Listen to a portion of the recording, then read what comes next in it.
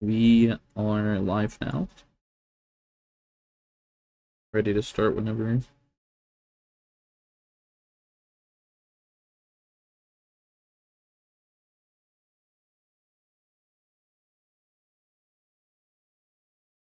Okay. So, welcome everyone. Gather around, children. Gather around. Uh, Mama Sue has to tell everyone about some stuff.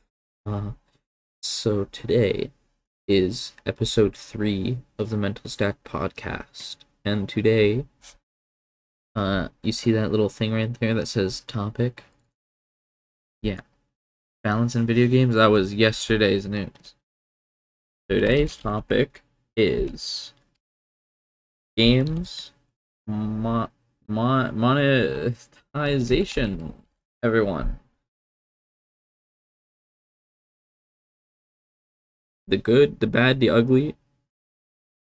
When is it going too far? Trickster. Woo! Yay! Yay! The podcast is live! Yay!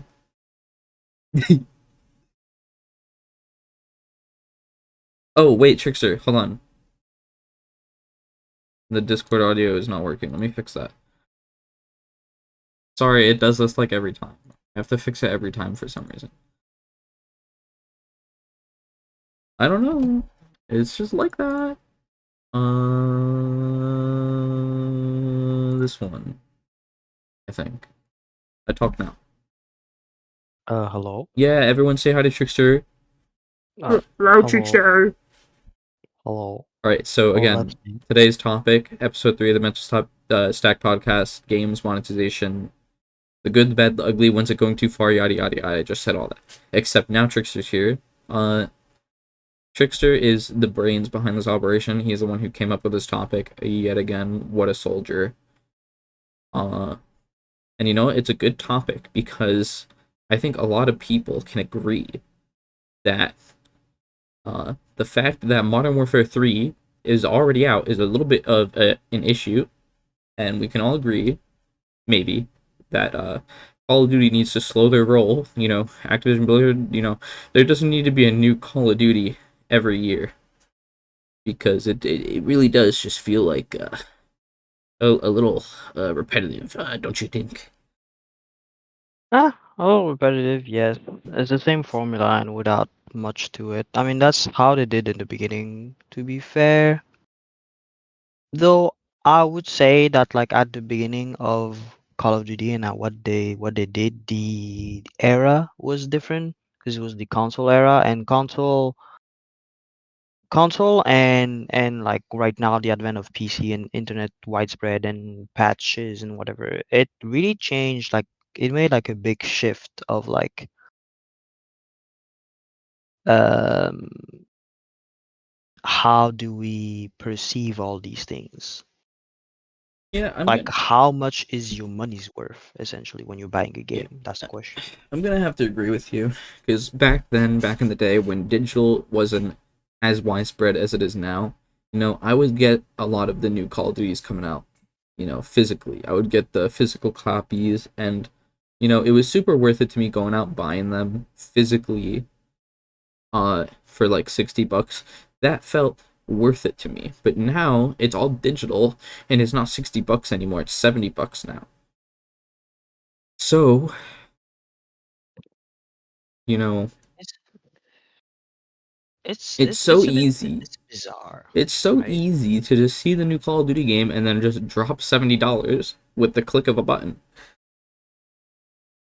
Or if you're a psychopath, and they do this with every new Call of Duty now, there's the deluxe edition where you also get the season pass, and that's usually $100. I didn't check the price of that one this time around since inflation, when games were still $60, the deluxe edition was usually $100. 99.99, whatever. I'm gonna have to assume, right, that that has also gone up in price if the base game itself has gone up in price too. Hmm. Um, like maybe not the Most DLC is likely. getting raised higher in price, like the battle pass or whatever, but just the added price of the game would make that bundle then more expensive by proxy, which it feels so wrong. Like I'm It fine with inflation or whatever. Sometimes inflation has to happen. That's a thing that happens, right? But when we're talking like Call of Duty, um, and the game looks like exactly the same as the last five Call of Duties that came out and plays exactly the same, yeah, this is a beginning to be a bit of a problem for me personally. Yeah, no, I do definitely understand. Understand what you're saying because like it's very strange where we are right now with like gamings in general. Because the question is always is like $60. Well, let's just keep it in dollars because that's easier for everyone. Yeah, It's like tricky, right? To say, especially like for the gamers out there, right? They not everybody is like super rich and whatever, and then you won't buy every single game that come out, and so you will only have a limited budget, quote unquote, to whatever game you decide to buy or whatever things you decide to spend your money on. true, true. And watching things like Call of Duty making essentially what, in my opinion, is not worth the asking price of, yes, it is like a $60 game, and especially like it's at best it looks like a DLC of the one that came the year beforehand. Right, but it's a DLC with full price tag on it, like it's a brand new game. Yeah, pretty It's much. Like it's borderline money laundering, if you ask me. I mean, but it's a that's just it's a bit feeling. far Is it what it maybe, but actually is? Is it what it actually is? No. I understand they still have to develop a new game. Fine. Yeah. But, you know, God, does it just feel so wrong? Is it legal? Yes, it's completely legal. Everything they're doing completely legal. Does it feel like I'm getting robbed? Absolutely. It just back in the day it was magical when a new Call of Duty came out, and now it's just it's just a whole different beast. back in the day it was really different because like back in the day, back in the console days, right? At the very beginning of like video games and like, let's not, maybe not the very beginning, but like the like starting the 2000s, right? Where like home console gaming was beginning to be a thing. So Hmm. Hmm. PS1, Hmm. Nintendo 64, the death of the Yeah, Sega Master, and the Xbox 360, right? yeah, There you had this issue with games where like they could not fuck it up. They could not miss a beat at this point because right. you had one chance, Yeah. right? It There wasn't as was no, streamlined with like the ability to be able to just patch the game, yeah, release a shitty game and then make it better after we release it. Can't yeah. couldn't do that back then. Back then, it was just not possible. It was just not a thing. You could not be doing that because, well, if you tried, well, you would just essentially just die right then and there. Like it was just over. Like your company would just crawl and just fall, and then like especially if you happen to you for your company to be like small and whatnot, like you would make one game and you would be heard for one game, and then that's it. Right. Because Yeah. essentially it would, like the majority of these things, because internet was not as widespread, it was a lot of word of mouth, right? You would tell your friends, damn, this game's so Yeah. insane, it's so cool. It just feels like nothing is sacred anymore today. Yes, but to be fair, patches are nice to have. right? True. Before, if your game has a problem, or if your game was completely unbalanced, and like imagine your single player game, you could not be the boss because, well, it was poorly programmed, poorly tested, or whatever. Right. There was nothing you could have done. The game was bad, and you would throw it away.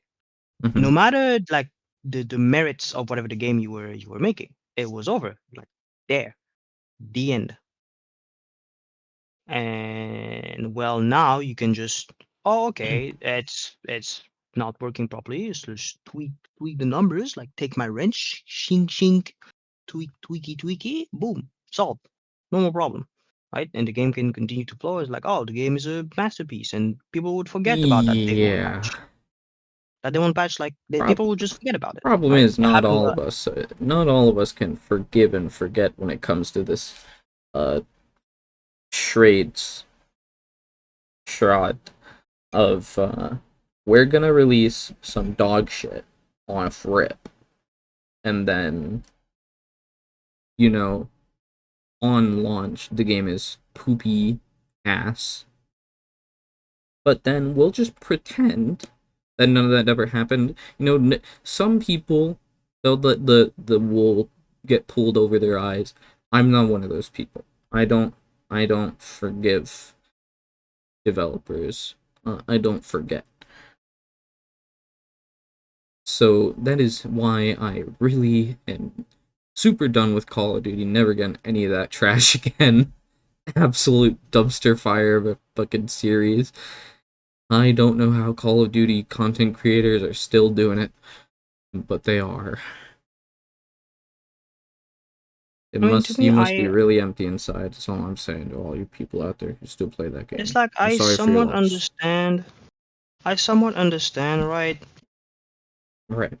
where they are coming from, because it's like it's still like It it's always like, hey, let me try to show you, right, the new game. Like Call of Duty is still like a game that has been like, I want to say, revolutionized, yeah. quote unquote, Yeah. the FPS genre. It's like it's really what put it out there, like really out there, right? True. Yeah, it's like pretty And out it's there. like it's like it's very hard to talk about the FPS genre and then forget that Call of Duty exists, right? That would be Yeah. plain wrong, It and you would be just like smack in the face yeah. for saying that, because And you are wrong. it's Call of just that it's Duty, so mainstream now. it is very mainstream, right? But I think things that are mainstream are not necessarily bad Right. if they have been done right. True. True. I mean, But it's mainstream because it yeah, has some good to it at I some think point. Call of Duty is the perfect example, like modern example of not doing it right. You're actually just here for the money, purely for the money. And the problem is with Call of Duty is that it's so mainstream now because it's been mainstream the entire for its entire life cycle. Call of Duty has just been Call of Duty pretty much. If you say Call of Duty, I'm pretty sure most people in America would be like, "Yeah, I know what that is." And that's because it's like one of, if not the most popular first person shooter that there is, and it is for that fact alone that people will continue to buy this garbage, even though it is just not up to par. Like, and the fucked up part is like that since they are a really big company with like obviously like they have a lot of money going into it because they are super monetized, it isn't bad, right? Like in a vacuum, if Modern Warfare 3 was released and it had been a while between this new game and the last one that came out, you would be like, wow, this looks so good. But Yeah, but here we are right now, right? the it is kind of stagnating, and it inflation is just like coming up. Everything is full price, even though it is pretty much the same like engine or whatever as like the last however many Call of Duties there were this decade, not even a decade, like last like almost a decade. Like the first one that they did was like Modern Warfare 2016, which was the first remaster or reimagining of the first Modern Warfare. That was 2016. It's 2023 now. We're coming up on 2026.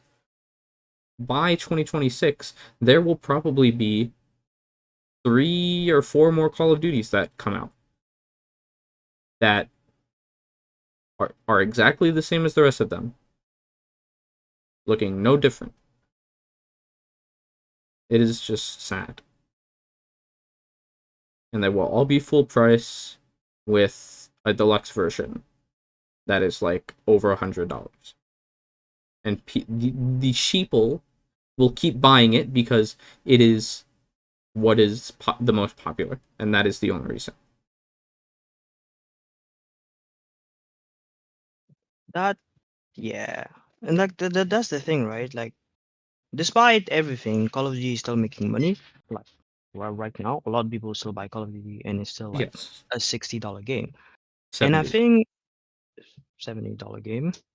And I think it's like and it's like the problem is not the problem, but I guess the problematic, I suppose. And it's like, is it worth it, right? Is it worth the price that you paid for it? Some people might say yes, some people might say no, right? But I think it's something. It looks also something Mm, along the line of like, how mm, much time do you spend on your game? Because time is money, right. essentially, right? And like, Time, especially these days, because there is so many experiences out there, so many games, so many different games, people are competing for your time. yeah. But you know the thing is like I said, in a vacuum, yes, it is worth your money. It is a full game with full graphics. It is super nice in a vacuum, right? But I think a comparison that I need to draw to really spell it out for everyone here is something similar that happens with phones, where companies will keep releasing new phones. A great example is Apple. They just keep releasing more and more new phones with more and more shit that they already had in store that they just keep releasing a little bit at a time so that people will keep wanting to get the new thing even though the old thing came out like last month. Um which I don't know what exactly the term for that is, but it's like essential, and some even have gotten caught going so far as to release updates on the old ones that just completely stop them from working, or they throttle them in some way that makes them just garbage so that people will be even more inclined to buy the new stuff. I feel like that is what Activision Blizzard is going for with Call of Duty. I think that's like a pretty good comparison to make. It is something along the lines of that, where they are just releasing more and more and more new shit every year to invalidate the old shit in the eyes of their consumers so that they will just keep on eating it up and forking over all of their money without even a second thought. Just because that is what's trendy, that is what's popular. It's like, oh, you still play the old Call of Duty? Oh, you still have the old iPhone? Why don't you have the new iPhone, the new Call of Duty? You know what I mean? Hmm.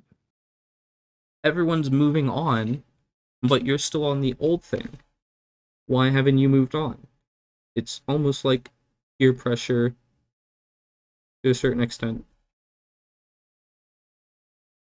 I think to me, like this is like there's a lot to dissect, and it's like it's a lot. Like again, some people would argue that this is worth it to get the latest thing because the latest technology and whatever have been happening from the last year, right? Even if you could also say the same thing of like, to me, well, it's not that big of a jump, that big of a leap of, you know, justify this raise in price or this, frequency of a new phone or a new Call of Duty or whatever, right? Mm-hmm. Because Mm-hmm. like in the example of the iPhone, like the iPhone, the latest iPhone essentially boils down to better build, battery is a little bit better, and software is marginally a little bit better, Yeah. right? For phones, the battery is always a big one. So it's like, yes, it is technically an upgrade to what you had before, but do you need to change your phone every year? I No. don't know because like it's very subjective. It depends on how much disposable income you have and like how much do you like the important thing is like how much do you value it, I guess, right? Yeah. Because at the end of the day, like whether you're talking about monetization in anything is like how much value do you put in whatever you are putting there? Because like you want to say that hey, I have my game that I bought, right? And I Mm-hmm. want to be able to play a long time on it and have that long experience of it, right? Because you could say, oh, I bought like a $10 like a $5 games like Bloon TD6, right? Yeah. $5.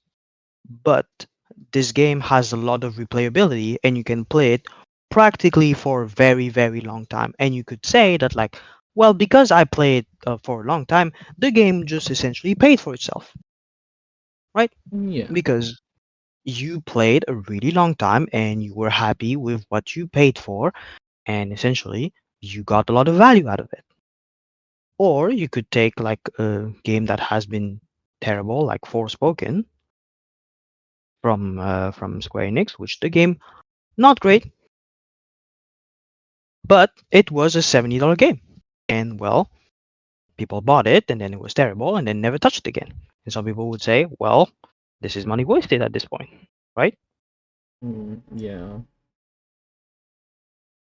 It's essentially like where do you draw that line? Because I would argue that like in the past, like if you played like an old Zelda game, like you bought your Ocarina of Time for $60 back in the day, great game, right?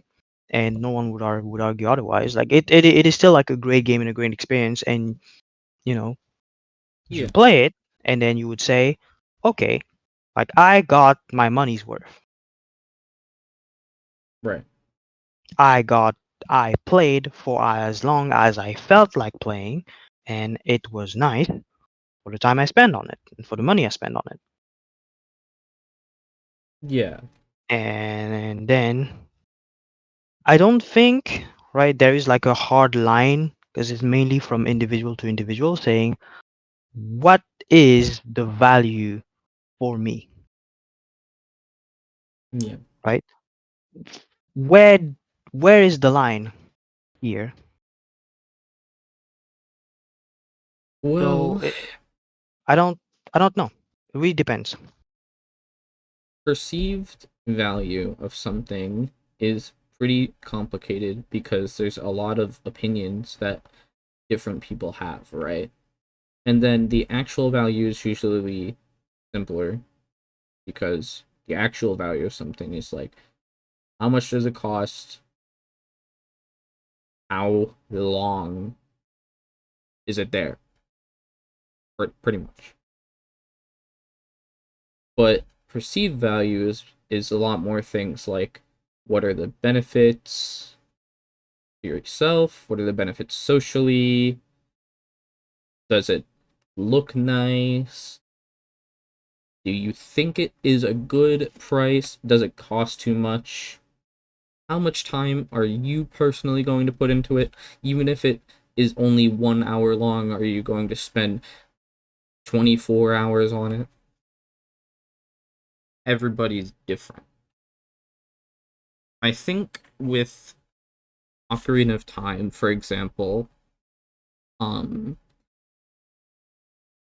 a lot of the perceived value is it looks nice because it's on the N64, right? So that's a new thing, new 3D graphics that were new at the time. Looks very nice. And also, there's a lot of optional things to do in the game too. So, somebody might decide to put more hours into the game than they actually need to. And also, it was really popular too. So that's another thing. And, there's a lot of good things that you can appeal to with people. And the more things that you appeal to with someone personally with a game, I think the better, right? The problem with Call of Duty, going back to that as an example, is the only perceived value that I have of that game is that it is popular and that is it. That is literally the only thing. This is the thing that is the most popular thing and therefore will be played the most because of that, and that is it. There is no other value to me personally. It might literally actually have a lot of value because a lot of people worked on it. The graphics look so good or whatever, even though you know, the graphics look good. Everything is literally there. It is a game that is complete, I hope. Um it is all tied up in a nice little bow. It is there. It is done, right? But my perceived value is, yeah, the graphics might be good, but they also look exactly the same to me as the last 5 Call of Duties that came out within the decade or whatever. And then,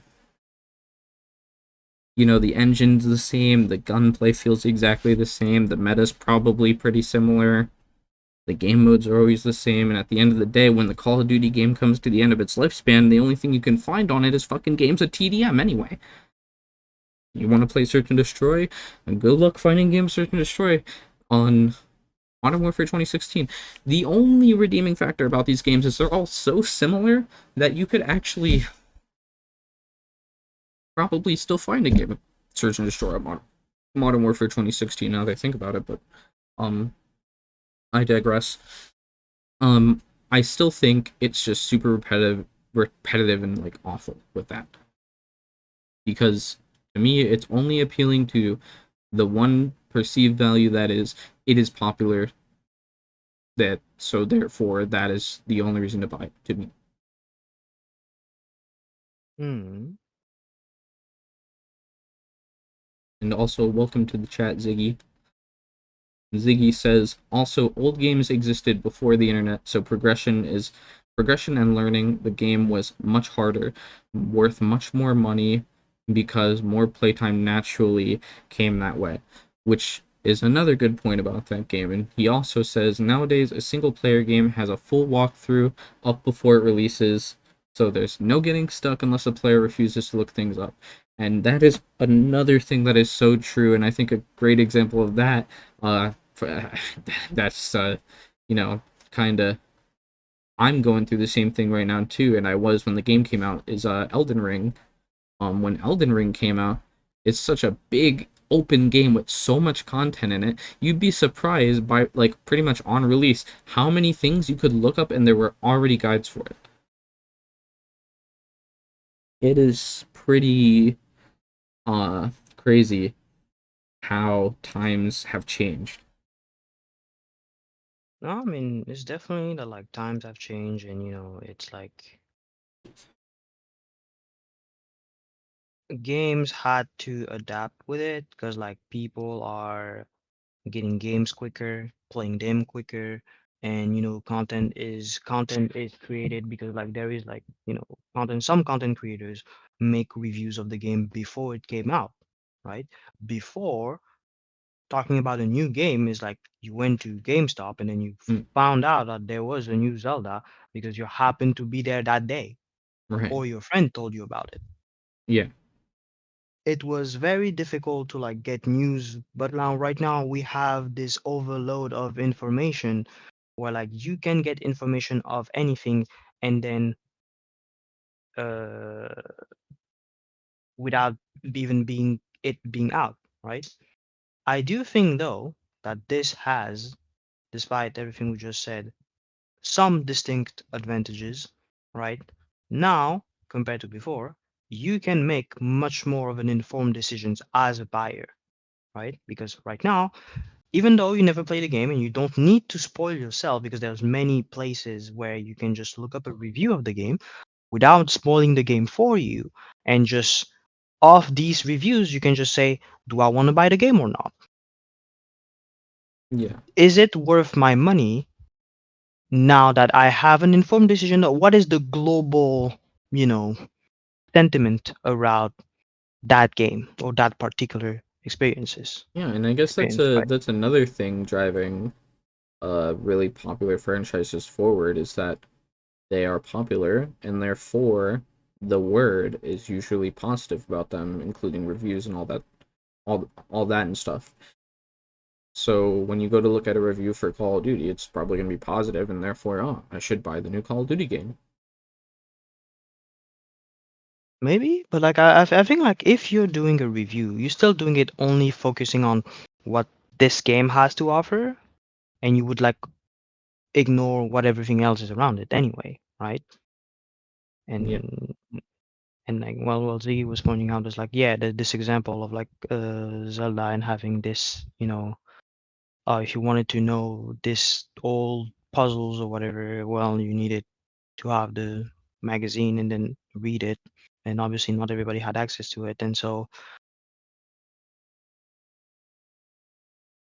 it was a little bit, it was a different time, right?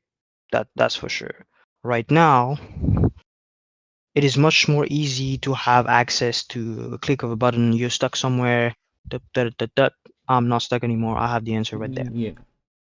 And I think we can transition a little bit into another um new versus old sort of thing that we're kind of going through this weird transitional phases where a lot of games used to operate on DLC being released a little bit at a time, and you would pay for the DLC that comes out in order to have it in the game after it came out.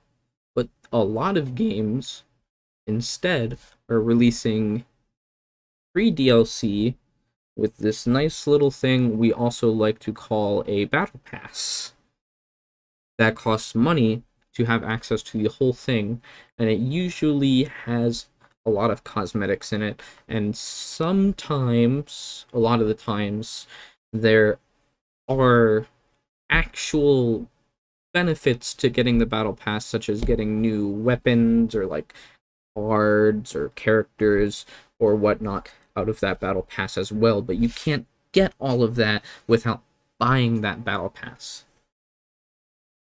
Um, so like Fortnite, Call of Duty, like there's so many examples. I'm not even gonna try to make a list of examples anymore because battle passes are just what's in. It is what's happening right now with monetization in a lot of games.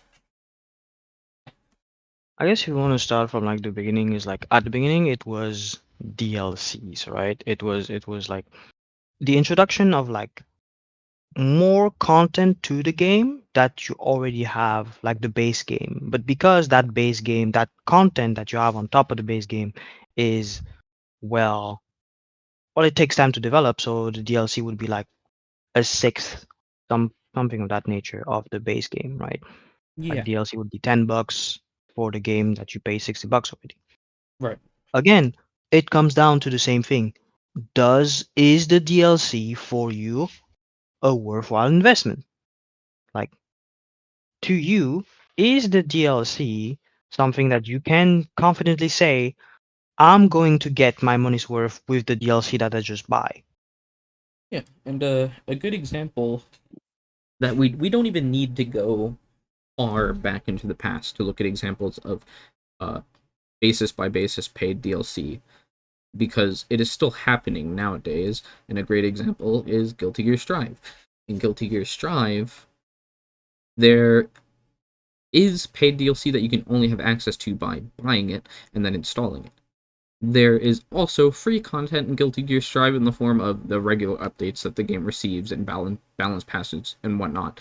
That adds more new content for everyone for free for everyone who has the game already. So, for example, Season 3 just came out. You don't have to pay to use Wild Assault and the new mechanics that happen universally across all the characters. But if you wanted to pay money to use the DLC characters, on the other hand, like Gold Lewis, Jacko, Happy Chaos, Bykin, all that, yada yada yada, that you would have to spend money on. A lot of people main characters that aren't DLC and then still will buy the DLC anyway. Why? Maybe because you need the DLC to practice against them in training mode. That could be one example. Why? Maybe because they just want to have the ability to play them for fun whenever they want to take a break and play that character instead of their main. So, basis by basis, paid installments, DLC over time, whatever you want to call it, that still works, and that's a good example. On the other hand, you could have a model where all of the new characters are free for everyone when they come out, right? But maybe, for example, I've known a game that does it like this. If you pay money for the battle pass, you get early access to the characters, or like not even and you get like more cosmetics for the characters and whatnot. Or sometimes all the new characters are free, but there is no battle pass. You just have to play the game to unlock them. And then optionally, if you just want to buy them to unlock them faster, you can buy an in-game currency to do that with. So, for example, there's like Rainbow Six Siege, which came out a long ass time ago, that does that. I think I don't know if Overwatch ever did that because I wasn't really an Overwatch player, but Trickster would know about that. Um, there's a bunch of different models that have been used in games, and we're It's been it's what we're here to do is kind of like discuss what is good, what is fine, what is bad. and it's mostly like just what is out there, and then because like there's different reasons for people to enjoy different things, right? Because like afterwards, I also want to talk about like free to play games because these are a little special in their own way Yeah, as well. And well, on top of just like free to play games in general, is like for paid games, like something that you pay some money up front and then you enjoy whatever game you just paid, right? yeah. For those, I think to me, I can come back to what I was saying is like it's really. Do you think it was worth it for you? Do you think that the game that you just bought with the money that you have is actually a worthwhile investment? Depending, and then depending on that, what do you think could be, not necessarily the amount of hours that you synced in, but also do you think after having spent the time that you spend in that game, no matter the length of time, right? And it's like, was it a worthwhile purchase? Some people who said yes, some people who said no, no matter the quality of the game. Now, Mm, if we're talking about the monetization practices that are these days, right? Especially this recent trend of like games are now 70 instead of 60. yeah. I kind of want to play devil's advocate a little bit here because I want to say that like games are more expensive than they used to be to make, like big games. Because before there was never like this like big mega open world games that is like that requires Right. budget, astronomical budget to make, and still selling it at $60. Yeah, which is which is understandable, which is why I'm saying, inflation and raising the prices, this is all fine. At the end of the day, is it actually a good game is what I'm worried about. Is it worth playing for me?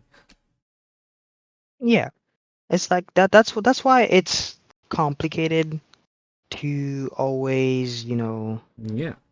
And but the thing about a podcast is we are here to share our opinions. We're not here to find the definitive fact. We can talk a whole bunch about what could be the closest to what might be a fact, but at the end of the day, it's all just our opinions. it's just, yeah, it is like there is a lot of things out there, and all I'm trying is present the art, like what is out there, and I mean, the people listening will can just make their own Yeah, judgment. It's exactly. just presenting what is out there at this point. Yep, we're just here to stir the pot, which is It's mm, always fun. Smile.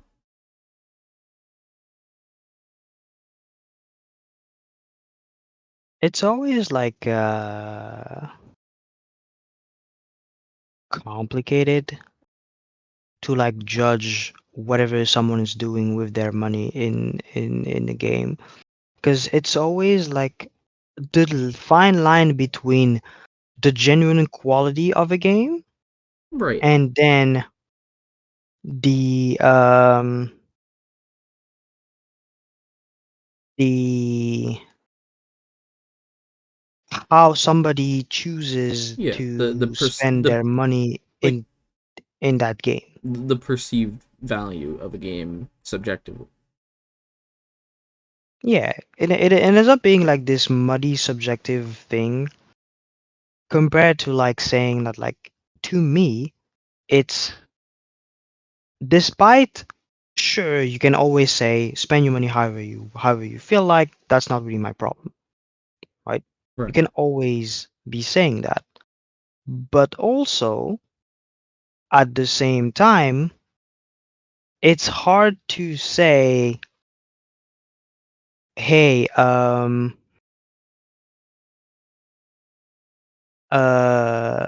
you know, the game's quality can still be at, you can still discuss about it, and then also the monetary practices that some companies have been doing over years, it's and it's been poor consumer practices, right? I guess I can just like talk about some examples to probably help discuss this point a little Yeah. bit. Everyone, you could all draw like a Venn diagram in your head mentally. The left side could be good, the right side could be bad. So let's start with the good or the bad. Which one do you want to start with? I mean, some, what I think is would be like good, and at least not necessarily good, but fair practice, right? Is like, either some people would go a very hard line and said, I pay $60 for the game. I want to have access to the full content and the full extent of the game, no matter what. If you put free updates afterwards or not, I don't care. I want to have access to it for free because I already paid $60 for it. Yeah. And there's a lot of games That that do that, and I personally think that is lit and super cool. is very great because, like, I mean, essentially, they are still maintaining the game afterwards, sometimes even, putting more updates to the game, and then you still are getting more than what you originally paid. Yeah. And a game like that I've been playing on my stream is Elden Ring. All the additional content Elden Ring that is in game is it was added for free. Like the game didn't come out with the Coliseum battles, but then they released that later for free for everyone to have. Uh Elden Ring is kind of a bad example though because like I mean, you can just say like, there's Elden Ring, I there's think Dark Souls 1 never had DLCs from memory. No, no, it has. Never mind. It did have DLC afterwards. Yeah, Uh, there's like, well, I was gonna say a lot of Nintendo games don't have DLC, but nowadays, nowadays they do, but like old Nintendo games used to just come out and then that would be the game. I mean, Breath of the Wild didn't have any DLC from memory. I'm pretty sure it did. I can just Google it real quick.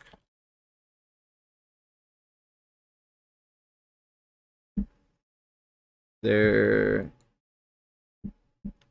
I mean, it's hard. There's a bit of like a gray line with Nintendo products in the past, anyway, with the whole amiibo thing. Because even if a game didn't have DLC that you download, there was some DLC, quote unquote, where you could use an amiibo to get additional content. Fixture. No, never mind. There was a DLC for Breath of the Wild. Yep. Okay. Oopsie. Sorry, Google was taking so long to load. I thought my internet went out and I was gonna cry. Ah, Um, well, no, it's working. Uh, I don't have an example of a recent game right now, but I would need to look in my library, I think, to see if I have one. There is most likely one somewhere talking about this, but there um, are games like this, which is like, you know, Elden Ring the for game is out, now. and then you just get what you get, and then on top of that, the developers still add more and new content for free Yeah, overall Elden Ring is a afterwards. good example for now, even though they probably will add DLC to it in the future. But a great example is like Melty Blood, Type Lumina, where all the DLC in that game is free, like new characters and stuff. Yeah, yeah. Um, Mhm. which is a bit of an obscure example, but since this is a fighting game podcast, y'all better know what Melty Blood is. Um, It's fine if you don't know what this toilet game is. It's okay. Nobody cares anyway, um, apart from the 5 players playing this game. like I think Persona 5 when it came out didn't like have any, like the whole game was there. Like a lot of RPGs don't really have DLCs. They're usually just standalone, and then like if there are DLC, it could just be cosmetic. And that's another thing to consider is like in your example, do cosmetic items that don't necessarily change the gameplay still affect, like like if a game has cosmetics in it, but that's the only DLC, is that still going to count as you for like, well, I already paid $60. Why don't I have access to I this? mean, I mean, the first example was really the hardliners, right? The really hardliners that would say, "Hey, this is my game, and no matter what you release, better it free, or else, you know, that's bad." Yeah. Okay, so That that then that like is that. the next step of that would be like it's all free except for cosmetics. Except for some cosmetics. Like except for certain things that are not essential, like they do not change the gameplay at all. The gameplay is Yeah, all still intact. You still get all of the gameplay, but you can buy these other things that will change the appearance or sound of the game. yeah. No, I mean, you can even say like you can kind of go further at this point and just say like, well, DLC, because like it's, to me, even DLCs are still in the realm of, it's fair. It's additional content for the game, but you paid for it, and there's no paywall further than this, right? Yeah. You don't pay for it, you don't get it. You pay for it, you do get it, right? At a fair and reasonable I price. I would agree. I would agree that having stuff like that is fine. If I see, I could make my Mario dress up as Bayonetta or whatever, but I don't have to. I'm fine Yeah, with that. you I don't. still get the rest of the game because I already paid for that. I'm fine with that. And like even saying that like, oh, there's those 3 new DLC stages or whatever. And it's like, oh yeah, with those 3 new DLC stages, I don't need them. I can just have fun with the base game that I already paid for, and that's fine too, right? No problem there, I think. To me, like that's still fine, and like you don't need to go So to right. But then need to go there. what's like the first sign of for you? What is the first The sign of first, like this is starting to become a problem? to me, it starts getting a problem when we go into this time limited things, right? Like, for instance, a battle pass, right, that we were talking about earlier. Hmm. So the thing about battle passes, right, is like you get generally, right, for the majority of the games, not always the case, it is a bunch of cosmetics that are in it. But these cosmetics are locked behind that battle pass. If that battle pass got done, most likely those cosmetics will never come back ever again. Yeah. That that is pretty heartbreaking for a lot of people too, because it's like I got other games I want to play, man, so you mean to tell me even though I spent money on this battle pass, you mean to tell me I have to work at this game like a full-time job in order to actually get my money's worth? And then if I don't, I pretty much just spend money on nothing? And yes, they will look back at you and say, "Yes, that is what we're telling you. You should have read it in the agreement." Yeah, no, it's And doesn't that feel like fucking highway robbery? So I'm gonna have to give you a hard agree there. That is kind of a problem when you spelled out like that. to me, right? This is like especially like because to me this kind of stuff also breaks the newer player that are coming in because oh they missed all the content that were in the past and there's no way that they are going to get it now Yeah, on top of like the people that are missing it because well they have lives stuff exactly. happens but that's what I was Like a talking lot of about people have before. jobs. Yeah, uh a lot of people have jobs, yes, and then also you have this weird place where like what I was talking about before is like games right now are competing for the resource that is your time. They are competing for it because they realize and understand that like games companies that like time is money.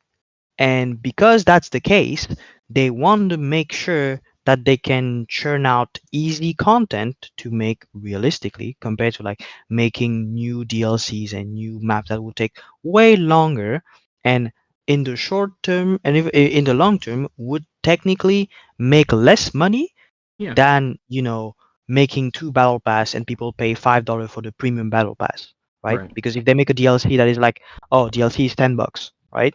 Hmm. Like I can the example I can take is like Street Fighter, right? Street Hmm. Fighter Battle Pass is $20, I think. 20 or 25. They already have had four battle passes since the game came out.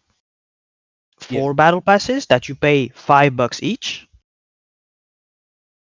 Well, that's that's $20 right there. That's your DLC pass for content that nobody else will be able to get once the battle pass is done. Hmm.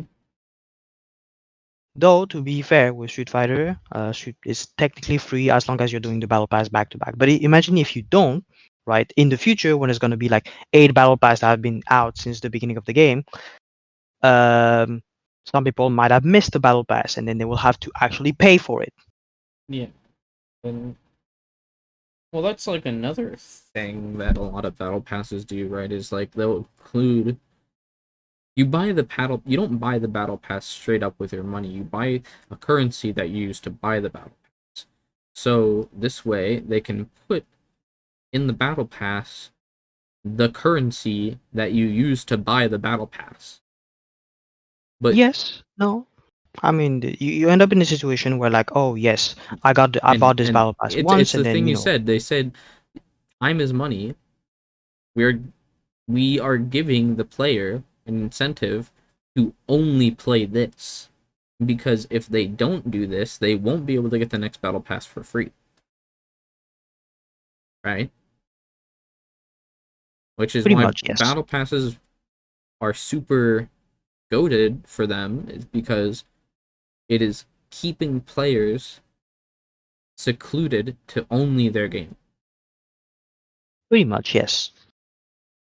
And essentially, because there is a lot of good stuff and a lot of good games out there, it is hard to divide your time between, oh, I want to do this, I want to do that, I want to do this, I want to do that. Well, it's impossible Like, it because is it's pretty much impossible because if all of those games have battle passes, which is a lot of them are having battle passes, if you wanted to get the complete content out of, if you wanted to get the fullest amount of content out of like Fortnite and Apex Legends and Call of Duty and you know, like you like all of these games a lot, would you be able to look at me confidently and tell me, yes, I can get all of the content for all of these games, no problem?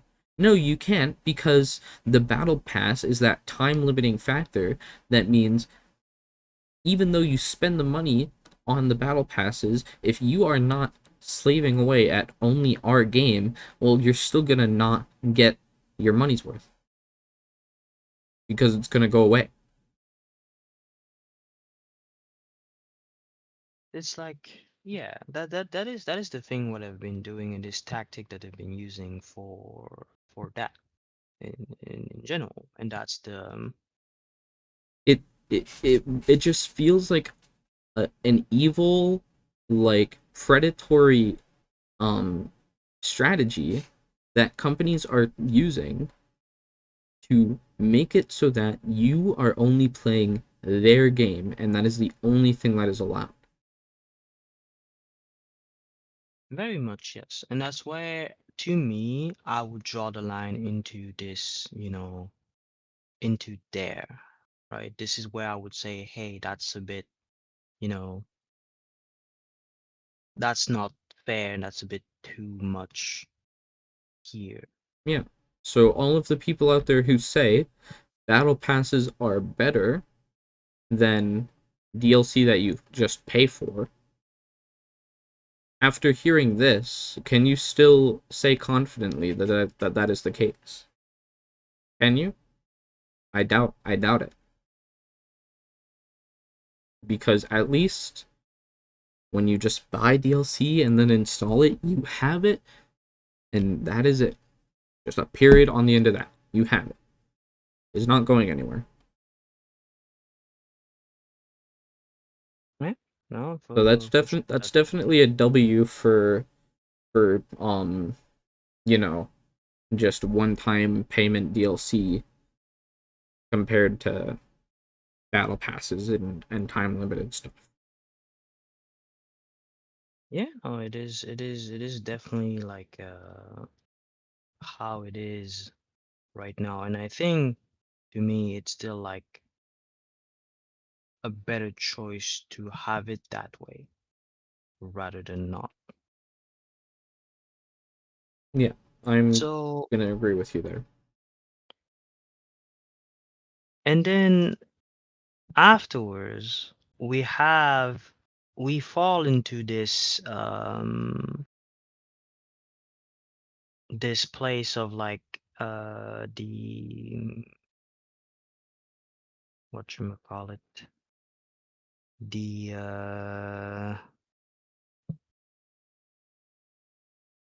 free to play market, Hmm. which is even stranger overall than the rest, because the thing about free to play, it's, well, it's free, right? To Yeah. enter the game and to experience the game how it is, you didn't pay anything, right? You can hop on the game. It's free anyway. You can just do it and continue it that way. Then, the problem is like with free to play in general is like they still need some sort of revenue somehow, somewhere, at some point. Yeah. So the question is like, what do you do then? Like What that's does the the difficult consumer bit. do? What does the consumer do, or what does the business do?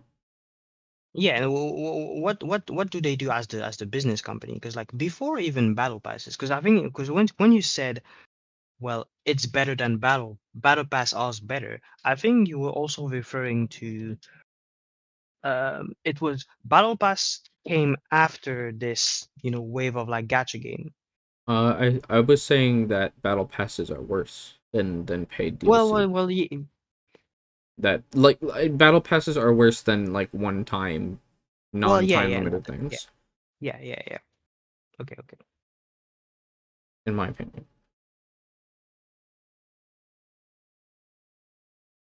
So it's like the difficult bit of this is like what do you decide to do with the gacha games, right? Because the gacha games are very much because when you were talking about like a predatory Uh, business incentive, model. yeah, business model. Gacha games in general are very much the epitome right now of this, right? Yes. Essentially, It the it things that is you it is want. actually the definitely like the worst part of that. I will agree. Because um go on. No, I was just about to say that, like, essentially, well, what you want out of the game is locked behind RNG, essentially. The only way for you to get out of that RNG is generally the size of your wallet, Yeah, and that's about it. which is just sounds similar to another thing we like to call gambling. Yeah. 'Cause, I mean, well, for all intents and purposes, it is just a form of gambling, right? So it's a bit, how to say it? It's like you end up in this like weird gray area where people would argue on one side that like, hey, it's my money, I can do whatever I want. But then people tend to forget or omit that like this is still serious gambling, and especially like in the video game space, they have been very, discreet about, the fact that this is real gambling, and the fact that like, there has been in many countries real regulations to regulate, real gambling because it is dangerous and it for everyone, right? Yeah. There is many a story of people losing many amount of money, their life saving, yada yada, over gambling, whether it is real gambling or whether it is, pulling pulling in Genshin Impact and whatever. Hmm. Or when Fortnite had loot boxes, I think they still have actually. I'm not sure that one anyway. So then why do you think it's the worst? Um Why do I think other it's that like way? there are arguments against what you're saying in that a lot of the times with this there are ways to circumvent actually having to pay for the for the chance to unlock new characters in Genshin Impact, for example. You Yeah, can no, still they unlock these characters by just playing the game and not yes, spending any money. Like in you know, it is completely possible to get every DLC character in Genshin Impact without spending any money. yes, it is technically Yeah, so then what's wrong with it? possible. It is technically possible, right? Only if you decide to invest your life into it. Yeah, what's wrong with it other than You know, if you wanted to do that, you would be there for eternity, which is, Yeah, again, in both scenarios, the business is winning. Either you are investing all of your time into the game, or you're investing all of your money into the game. These are the only two options here, and it, like we said with companies, time is money. So either way, they are succeeding here. pretty much. Like that's the weird situation that they end up in, right? It's like, well, either way, it's not really their problem. They win your attention or they win your money at the end of the day. Yep. At the end of the day, it's just a classic example of you are selling. We, it's no longer we are selling to you. It's more like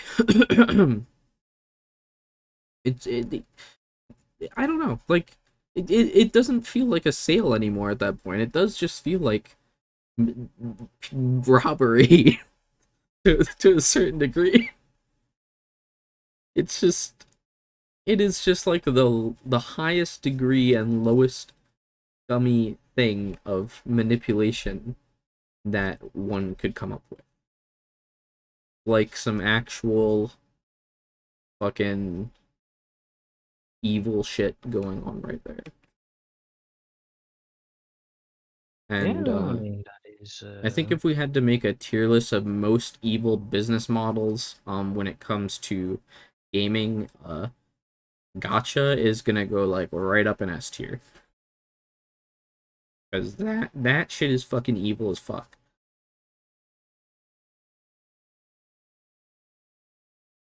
no, I mean that is essentially like how it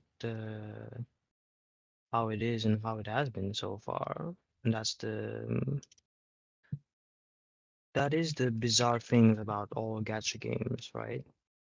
And despite, yes, you could always be there and spending time arguing that, yes, gacha game, I can do whatever I want. I can, I can spend the money however I want. But like, it is very easy the moment you start spending money to spend more. And like, it would essentially, you would be paying more than what you actually invested at the beginning. It's very easy to do with like with gacha games. Yeah. So I think that's where I would like where the lines to me would be is like how where do you like put it from, hey, this is just pay for what you want to pay, right? With like DLCs and stuff, or uh we are the one who just said, hey, actually, if you want content of the game, you need to gamble. Yes. That that's about it. Just gamble, or spend your life playing the game. That works too for us. Same thing. Yeah. But I think it would be healthy for a lot of people to realize that just to wrap up the gotcha games segment of this podcast, it would be helpful for all of the people playing gotcha games to realize that you are in a trap designed by the developer of this game where you are pretty much working for them. You're not playing their game, you're working there. You're either spending your money to play the game, or you are spending your whole life there trying to get the RNG content for free. That's not a game, that's a job, no matter what way you spell it. So find a better game to play. Mic drop. Uh, moving on in free to play games. Uh, There there. are there are other games like Warframe, for example, where essentially there is all the content that is in Warframe right now is free. There is no paywall of any kind except for gameplay. Mhm, And it's essentially just about the only thing that you can pay in the game is the various amounts of cosmetics that the game has to offer and releases quite frequently. mhm, And all that cosmetic, while some people argue that it might be expensive, there is no kind of loot boxes tied to it. right. Everything is, well, if it's $100, well, you can just shell out $100 and you will get it. Mhm.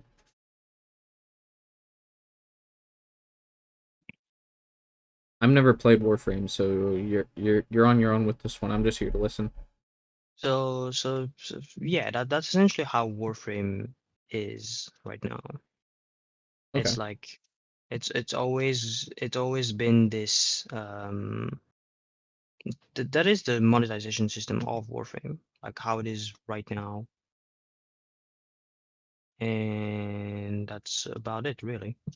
There isn't much more to say because that's what I've been doing for the past ever since the game came out, really. Mhm. So But would you I say think that that is like good? I would say that this is probably the best way to do a free to play, right? And it's like nothing is gated apart from gameplay. And then after that, nothing is gated. There is a bunch of cosmetics that you can use at your own leisure. Mhm. If you want that cosmetic, you can buy the cosmetic. If you don't want it, well, you don't have to buy it. So then, do you know like how do they make money outside of cosmetics then? They don't. That's their only way of making money. Okay. So That's how do that. they afford? Is it is that in and of itself enough to keep the game alive? I mean, so far, yes, Warframe is the number one and the best free to play on Steam, the best free to play Really? game on Steam. And it's If just you cosmetics that is costing money. if you're looking at the Steam charts right now of most played game, Warframe is right now number 24, and Warframe is a free to play game compared to everything else that is about it above it. Like apart from Counter Strike, which has loot boxes in it, which is also a free to play game. Dota 2 also have loot boxes, but it's a free to play game. Then you have Baldur's Gate, PUBG, Apex, Cyberpunk, but Apex also has loot boxes and battle passes. What you're saying Uh, is it's possible to make a free to play game where the only thing keeping the game alive is money that comes from just cosmetics. yes, it is possible. There aren't any like passes to get access to limited content, like for There is example, like what no, TF2 does. no, there's no, there is technically there is a battle pass in the game, but that battle pass is free, and the content that is in it, you will get it later. But there's nothing like a play ticket like for the TF2 example, TF2 has like man versus machine where you could pay to play that. No, there's no. The update just pops it for everyone at the same time. There's no And early is there any access like of any limited kind. time content? in the game? The only limited time events is like the Halloween event that is right now, and it will just come back next year at the same time. Hmm. Okay then. So right now, Warframe has like, despite all the criticism that you could give to Warframe on a bunch of different topics, it does have a very compelling monetization system, especially for a free-to-play game. Because essentially, it is just there is nothing that is obligated. Just do whatever you feel like doing, and the only thing that can stops you from doing the content that is available in the game is uh is where you are in the game, really. Hmm. Like if like it is just gameplay wise, you are stuck here. Well, Okay. that is where you are right now. At the end. Yeah, I think I pretty much get the point. Um, I think I would agree with you when it comes to that. Like having a free to play game where the only thing that costs money there is cosmetics. I think that's great, and I think I already said that earlier in the podcast. That's a pretty good business model to have, which is fun and all.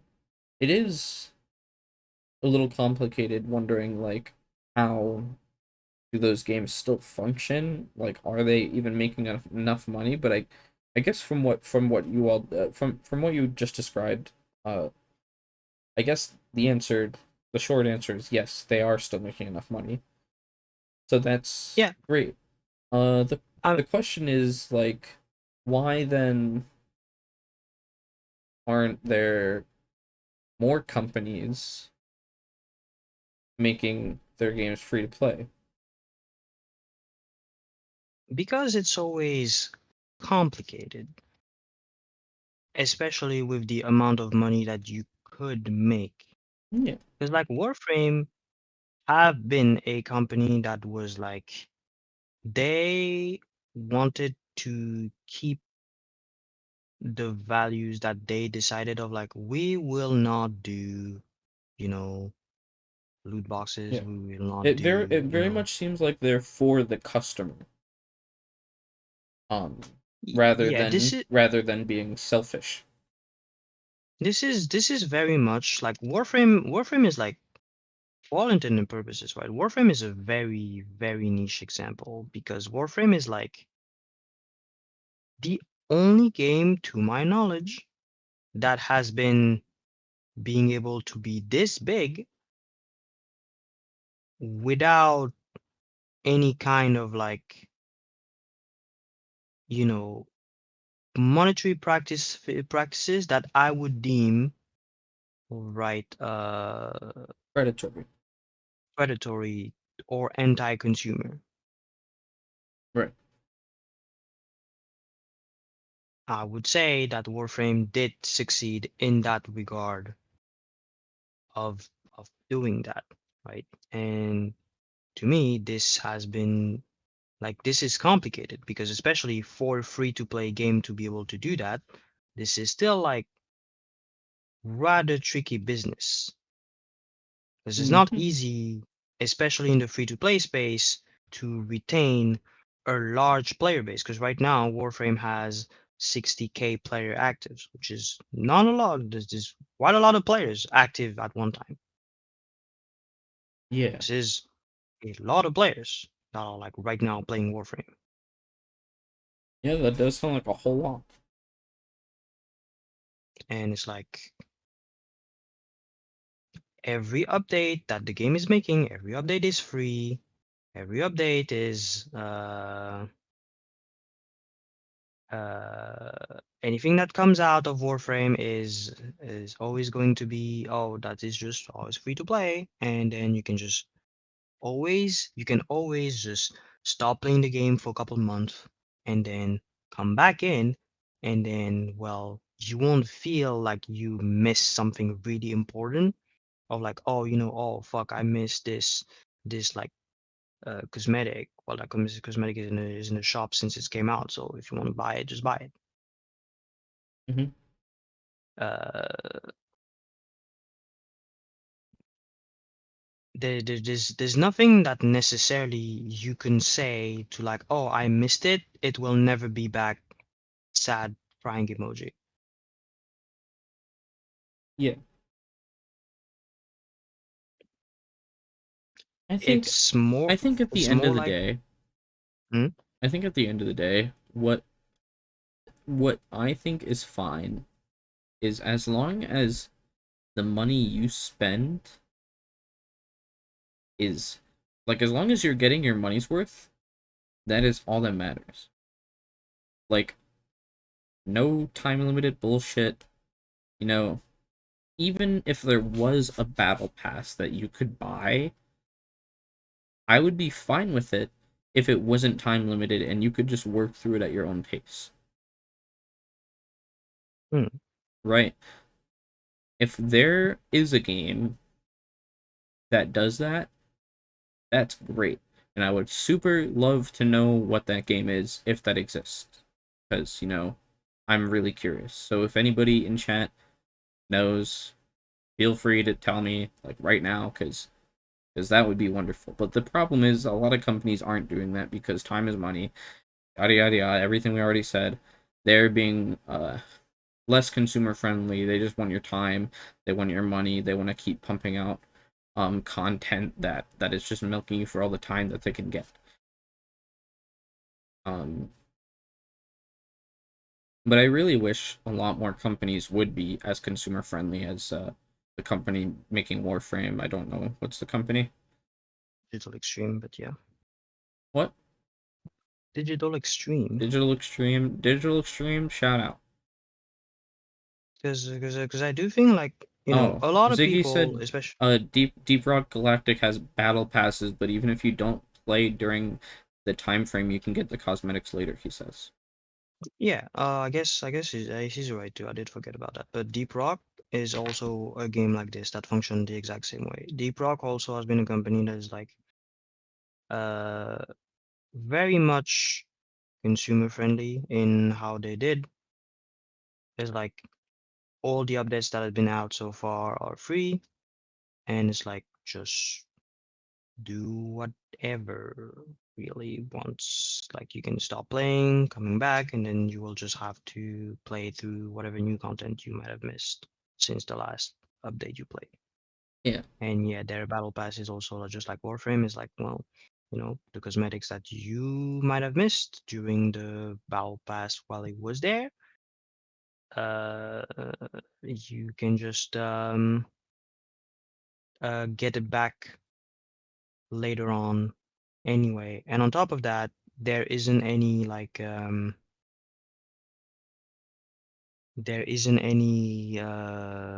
premium battle passes. yeah. Like you can't buy like a premium version with more stuff than in the regular version. Like try to It's like, imagine a world where Call of Duty had the same business model where like as Warframe and Deep Rock Galactic. Just try to envision it. Isn't that just wonderful? but like Too bad. the yeah, it's too bad. But like I think it's like the issue is like if you try to look at it in the eyes of a company, right? And their goal is, I want to try to make profit. Well, it is better at the end of the day to use tactics like battle passes, Yeah, premium battle but passes, slash if slash gacha games and if whatnot. if every company was consumer friendly, then it would still be fair because everybody would be playing by the same rules, but that's why capitalism is the way it is. Uh um not everyone is playing the same ball game, and some strategies are better than others. It's sad when you realize that you're just a piece in their game. You are just a number that they see going up and down, and that's all you are to them. Unless we're talking about like Warframe, Deep Rock Galactic. Yeah, no, I mean, like right now, this is sadly how it is, right? It is like very much how some of these companies operate, of just saying that, hey, we are just doing how whatever we feel like doing, and that's about it, really. Hmm? So, hmm, it's like for this kind of for this kind of for this kind of stuff, really, it is at the end of the day, like, how do you as the player and as the consumer want to deal with it, right? Because at the end of the day, it's always going to be like money will talk louder than you trying to advocate on Reddit. You trying to say that, well, I mean, that practice is bad, but you shouldn't be doing that. Bad, bad, mean, bad man, very mean girl.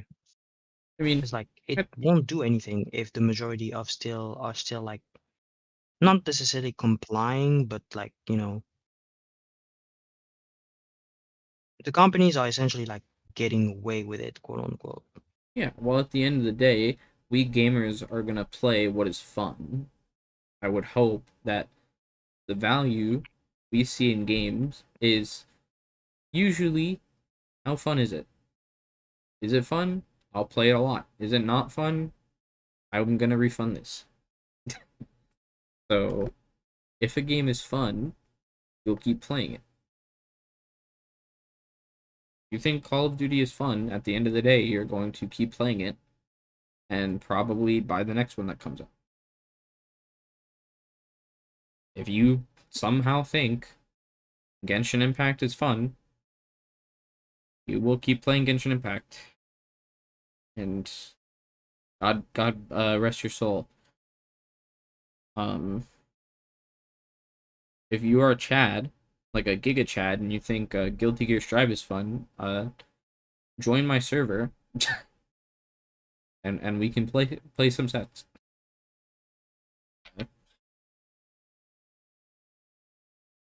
Yeah, I mean, at the end of the day, it's always like do whatever you feel like is fine for you.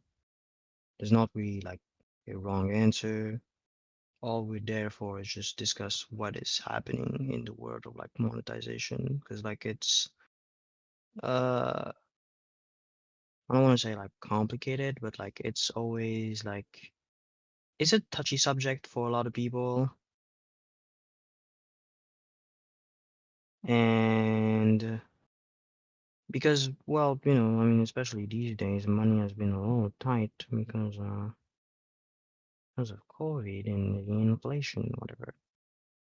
Yeah, But like, other than that, it's essentially like the fact that like companies, and I think what is the most important thing is like you as the consumer be informed, know what you're doing with your money and why you're doing it. As long as this criteria has been met, what you do with the rest of your money is essentially irrelevant. You can decide to buy the the shittiest phone on the market if you feel like buying the shittiest phone on the market because that is what you want, and you actually made an informed decision of this is what I want for the reason that I feel are just, like these are my reason of why I do this, Yeah. right? It's like as long as this is fine and you're okay with this, well, there shouldn't be any problem for people. Like there shouldn't be any argument, right? But the issue is that is more often than not the case. People just don't know what they are buying. It's like there's just like a lot of compulsory buy, a lot of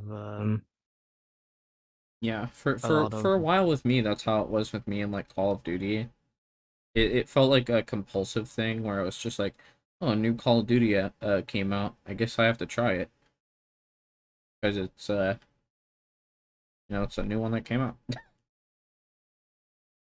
yeah, it's like a Which new is Call of Duty. why Let me buy it. The last Call of Duty that I purchased was the most recent one. Uh, this is still a problem that I recently uh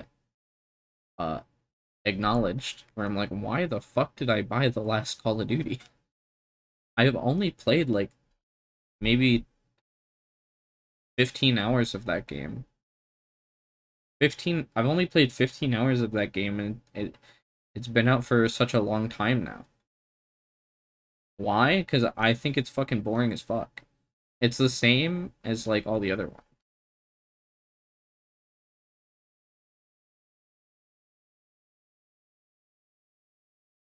Pretty much. Like at the end of the day, it's like it's always going to be this.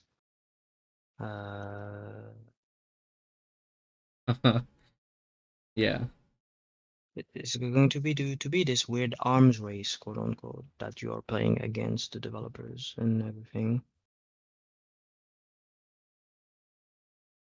And it's like, what do you do? What do you want to do with the money that you have? And do you think that the choices that you're making are yours, and are you informing the decision that you're making? Now we can sit here and just say that, like, well, I think that, you know, this and that is a predatory practice, right? Stuff like loot boxes, stuff like battle pass, and how this has been handled. You can say, arguably, that, like, well, this is something that, like, I don't feel is fair for the consumers in any way, shape, or form. We could sit there and just talk about it, which is fair and valid argument.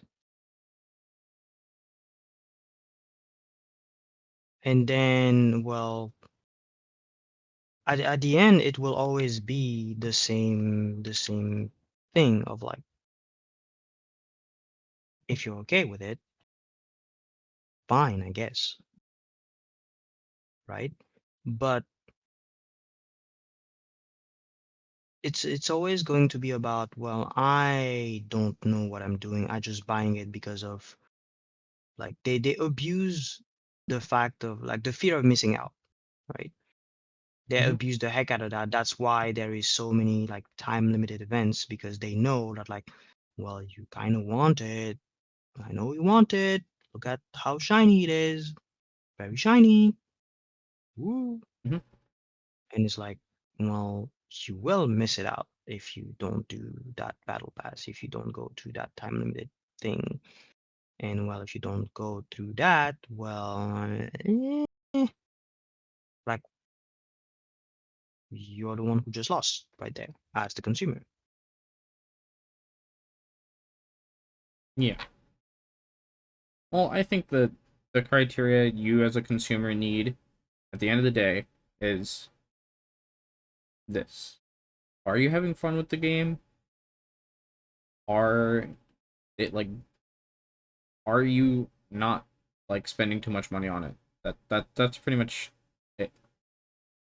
And if you're not spending too much money on it and you're having fun with it, I ain't gonna fault you, no matter what the game is. Even if that game is Genshin Impact, If you somehow think that game is fun and you aren't spending too much money on it, go ahead, whatever. Enjoy I mean, to Genshin me, to Impact. me, I mean, to me, it's not even spending too much money or not. It's like as long as you Well, know what you're doing, really, well, they well. can spend. I mean, to I'm be using fair, I'm they can. using that as an umbrella term because if you're playing Genshin Impact to the point like where you're going bankrupt but you're having fun, I still think it's a bad idea and you need to get help somehow. That's what I mean. Yeah, yeah, okay. Like you can spend way too much money on a game and still have fun. Um, that doesn't mean it's a good idea. So, do you have anything else to add to this topic as a whole, or do you want to wrap it up here? I don't think I have like. Do I have much to say about it? I don't. Oh, I will. I think that's more just a gambling addiction. Well, yeah, but like that's the thing with Genshin is like, yeah, it's like sometimes you end up into that circle of like a Yeah. gambling addiction or whatever.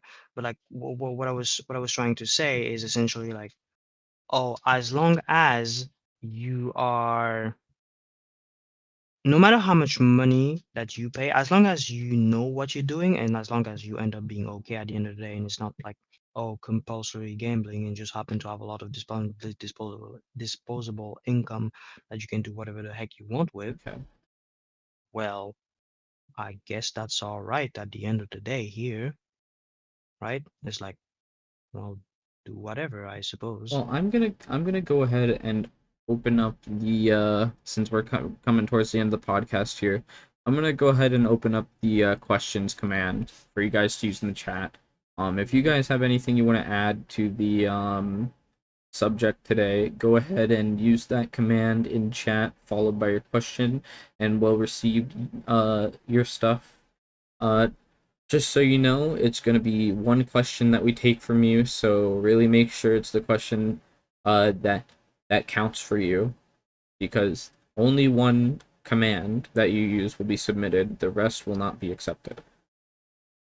There is a cooldown set so that you cannot submit more than one. Well, I mean, for now, just let them questions to their heart's content.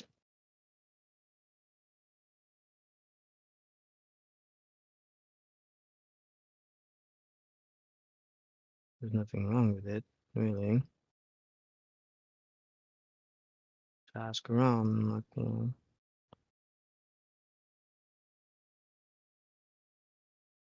Yeah, I mean, I'm just trying to make sure we're not here forever.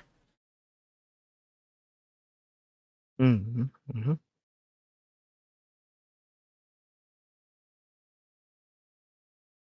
I'm just gonna I leave that up understand. for another 4 minutes or so, and any questions that come in, we will go over those.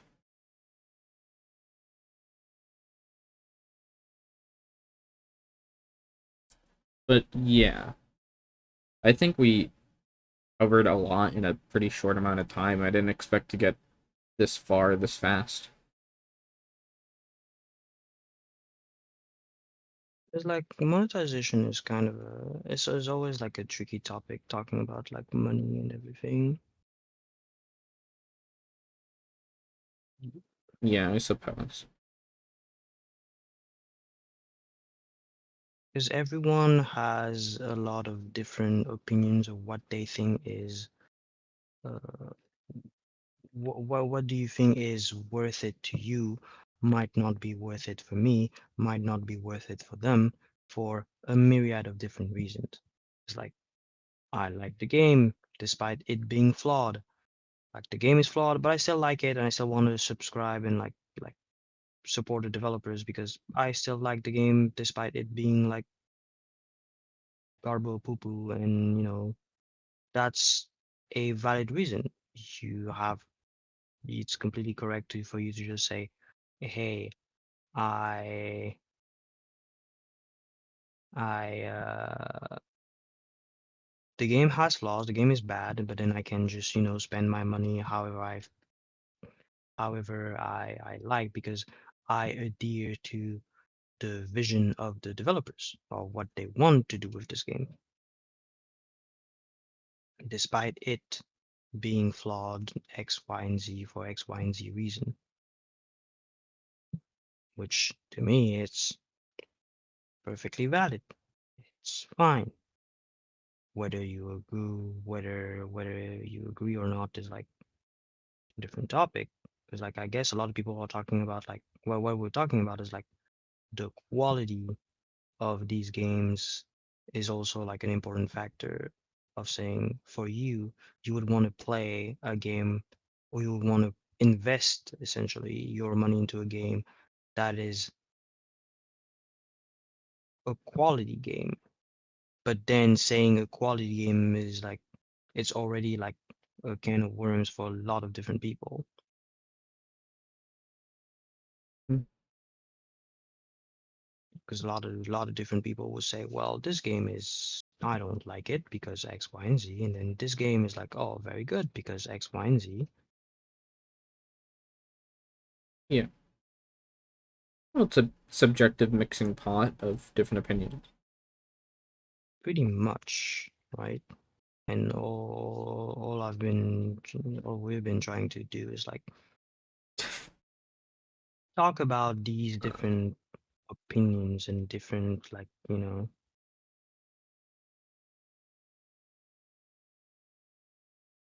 all these different avenues of why people might think that way.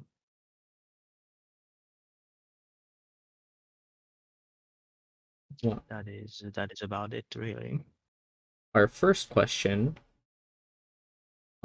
just came in, and what Mm-hmm. might be our only question just came in. Um, Diggy asks, top five cereals. What the hell no? I don't know. I don't eat cereals for the most Well, part. I can give my stuff. For number, I'm gonna go best to worst instead of worst to best like most top fives. My favorite cereal is Cocoa Puffs, like hands down. That's my number one cereal. And then number two, I'm gonna have to give it to Life cereal. Number three, Honey Nut Cheerios. Like it's a life cereal. Number no, no no no no wait, yeah, no, number three, Honey Nut Cheerios. And then number four, I'm gonna go ahead and give it to Fruit Loops. And yeah, number five, I'll go ahead and give it to Apple Jacks. There you go. The hell was that? A lot of Right, American yes. stuff. Well, yeah. I presume me as the European token European with Nulis, I will just say "Sh- sure, sure, yes. Uh, Oh, we do have another question here from Tai Chi. Chi. Favorite fast food chain? I don't know. That's a good question, actually. I want to say Wendy's, just because like they've always been there for me when times are tough. What the hell? Yeah. Thanks for the submission, Tai Chi. I don't know what is my favorite fast food chain. I think Domino's is awful. McDonald's is But eh. Domino's I is a mean, good answer too, though. Oh, it's like Domino's is candy awful. pizza. Oh, Domino's is awful. What the hell are you saying? wow, can I change my answer? No, no, it's your answer. Your answer is trash anyway. All right. Fucking wow. Okay then. I don't know well about Wendy's in France or Domino's in France, but Well, whatever. I don't know. I don't know. I could like. I mean, it's just better food. It's like out there that is like you know is that is like that you could buy that is better anyway. But it's like, okay, what is my favorite fast food chains? I don't know really, because like there are even bakeries here that are like some fast food chains, like something called Paul, like let me I think the calculate. closest thing we Some have to a bakery that's a fast food chain is Dunkin' Donuts. Dunkin'. You guys have Dunkin' Donuts over there, right? It's pretty. No, I No, don't well, think so. basically over here we got Dunkin' Donuts, which is Oh, donut fast food chains. You what can is also the get worst? coffee there. What is the worst fast food chain? I don't. I don't know. That's difficult actually because like this you will offend a lot of people by Mm, by asking I this. well, I can only tell you what is the worst I've had, and I'm gonna have to give it to fucking Burger King. Burger King is dog shit. Burger King. Hmm. The only reason I'm not saying Arby's is because the only thing I remember eating from Arby's is the fries, and I kind of like their fries. Hmm. Mm-hmm. Mm-hmm. But Burger Interesting. King, like the Interesting. fries are pretty like mediocre. The chicken is dog shit. The burgers are disgusting. With no like nobody wants to work there, so there's not even enough love put into the food. And yeah, that's just my answer. Also, Burger King foot lettuce is a thing that happened. Let's not forget Burger King foot lettuce. I mean, it is a thing that happened. I don't know if that should be, you know, relevant to this, but it is a thing that in fact happened. I don't know, because I do think, like, okay, McDonald's, at least in France, right? McDonald's is fine, right? It's not the best, but it's mostly edible. It's fine, right? Yeah. Burger King here as well is like okay-ish. I think I would put it in the same place as McDonald's. Like it's edible food, I suppose, right? Right. It's like in times of need and panic, and like if the only option that you had were a Burger King or a McDonald's, I wouldn't die going there. I would not like it, and I would hate myself, but I wouldn't be dead over it, hmm right? hmm I'm okay with it. I can survive. Well, I would happily go to a Domino's pizza, but I To me, I do have problem with terrible pizzas. didn't. I do genuinely have a problem with like pizzas that are actually terrible. Like well, stuff like well, go there off, are like Queen, go off. very bad combinations of like, terrible Domino's, terrible Pizza Hut. And it's like I think maybe I've been spoiled with like being able to be in a place where like it's easy to get good pizza for cheap. That is like when you go back and just eat Domino's pizza, you're like, what the hell is this? And it's like, why would you ever do that to yourself? Like, just don't. Like at worst, even if you don't, if you only have a Domino's next to you, just make your own pizza. You have an oven. Just do that. Please help. You can like Domino's. I mean, people can be wrong, but you know, I won't say anything about it. I You know, people have I to be wrong for us to have right opinions, but it's okay. I also Do like whatever. Domino's. You can also like Domino's. I'm just saying that like if you are saying that like hey you like Domino's and whatever, you can have a wrong opinion. That's just it's fine. I mean I'm not supporting you, but sure, whatever. Queen. Sorry, Okay. peasant. Uh, Aichi also asks Yeah, favorite about our fighting game character, archetype, and gimmick. Uh,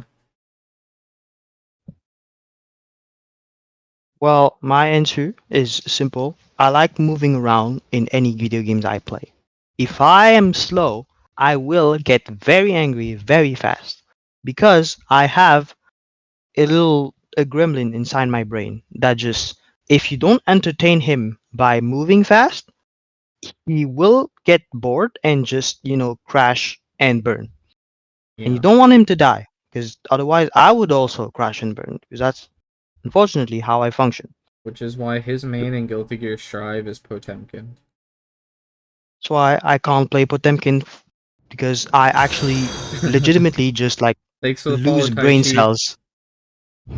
Heart, heart, Like I heart. played Bedman like 2 days ago. I was losing brain cells playing Bedman because I could not actually move. I did not understand what was happening. I was legitimately losing brain cells. Well, And so I that's just gravitated how it is towards more of sometimes. the rushdown slash pixie characters. People that are relatively aggressive, short range, lots of mobility, which in the rushdown category would be more towards the pixie kind, like the very much the extreme end of it. It's like I maybe not be doing a lot of damage, but I'm very fast and can, navigate my way around, problems. I I think think that would be my favorite archetypes in general. I think my favorite archetype in fighting games, and Skill characters. since Guilty Gear Strive is pretty much the only fighting game I ever played seriously, uh, I'm gonna have to say my favorite archetype is Jacko. Um, so basically anything that is Jacko. Like if they put Jacko in another fighting game, that'd be great. Because Jacko is my favorite archetype.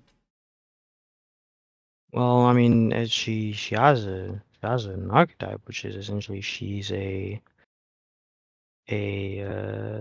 what call it? She's just a summoner slash a puppet character, like inside of the puppet archetype.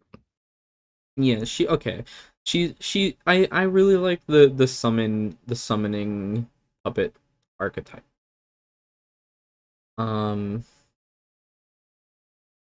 because with Jacko, she has she in particular has a lot of freedom with what she wants to do. There's so many different ways you could decide to play her, and you have like a whole bunch of strong options you can use, and it just feels like really good to play her because if you're in a situation and you want to find a way out of the situation, there's probably at least three different things you could do to get out of that situation with Jacko because of how many possibilities there are with that character. And also, she has a funny Jacko pose where she sticks her butt up in the air, and that was popular for a while. And also, she says funny Halloween, which is fun. And also, it's almost Halloween, which is why everyone needs to once again start the Jacko pose trend. We need to revive that trend. You don't need Just to. thank you. You can. No, you don't. You can die in peace. Like frankly, I will not care. It is the season for more Jacko posing.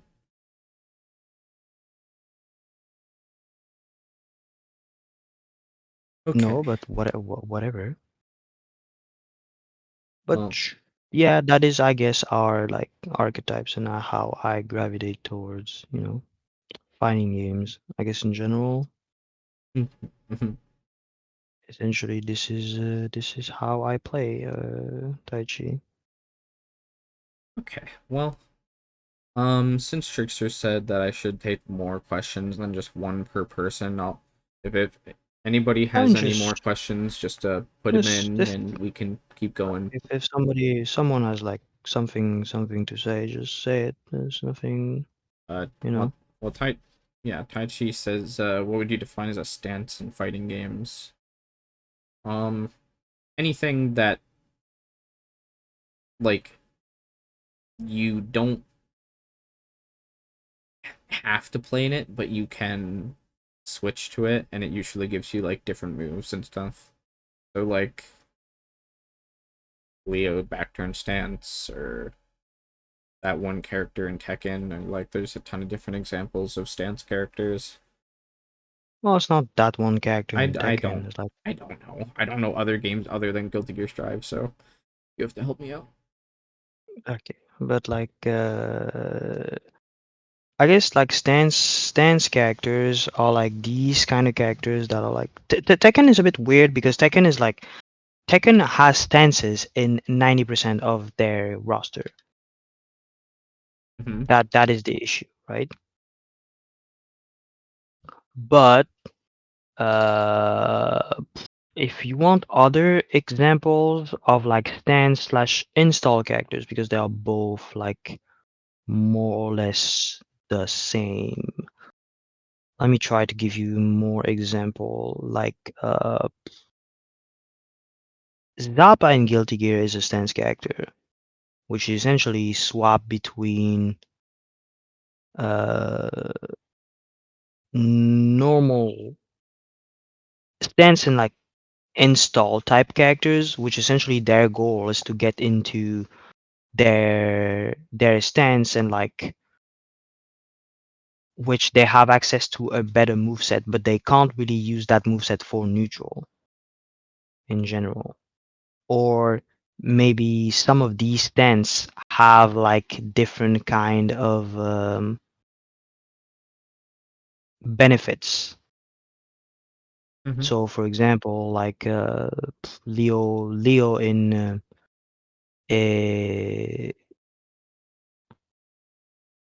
Leo is a stance character, right? Where he can switch movesets during an attack and or ability.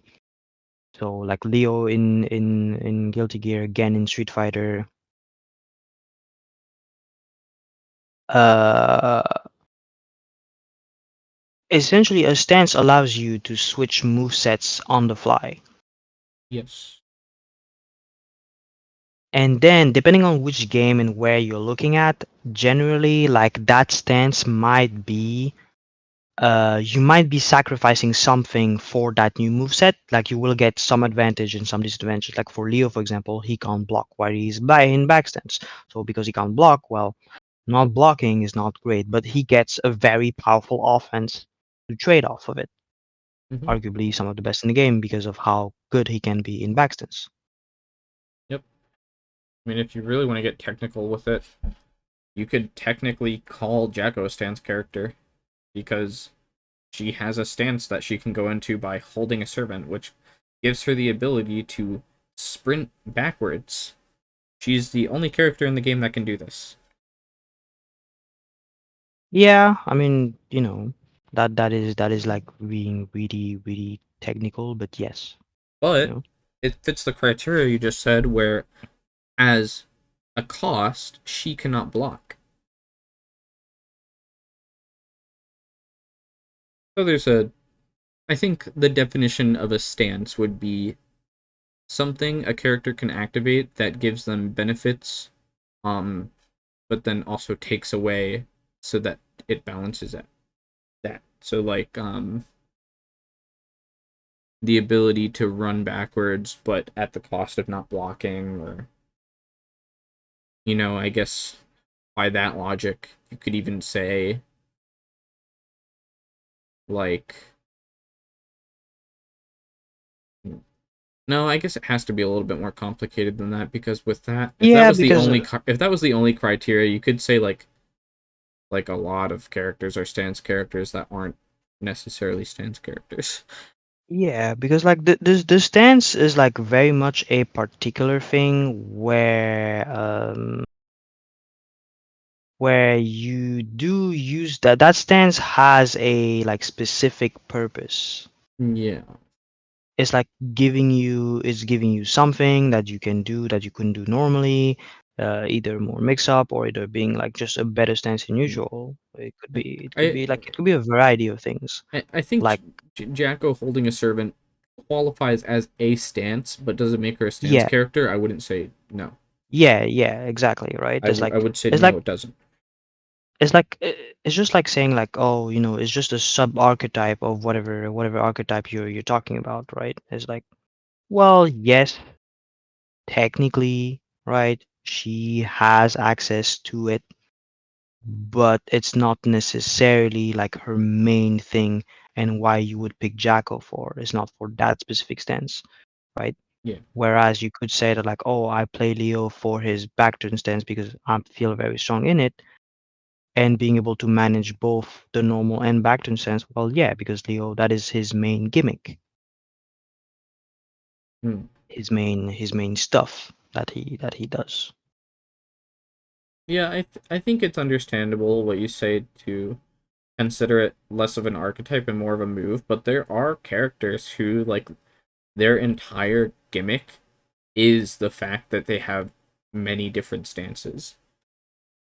Yes. Where is like the point where it could I could understand you saying that Leo's archetype is not stance character because he only has one stance. No, I it's more of just like something he can do. If I had to give Leo an archetype, I'd say he's just like a rushdown character. Yeah, I mean, Leo right now, I think the best way to describe his archetype is like he's a combination between a rushdown character and a big body character. He's somewhere in that middle ground, which in other fighting games people call them the bully type characters. Hmm. He's presently that's in the space that he lives in. He's not necessarily fast like a rushdown character. It might not have, but he does have like better neutral buttons and a better neutral that the big body happens to have with their like big buttons that can do a lot of things, but he still wants to be in your face and pummel you in, right? Yeah.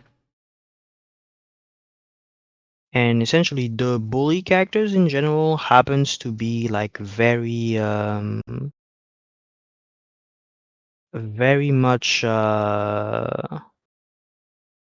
we want to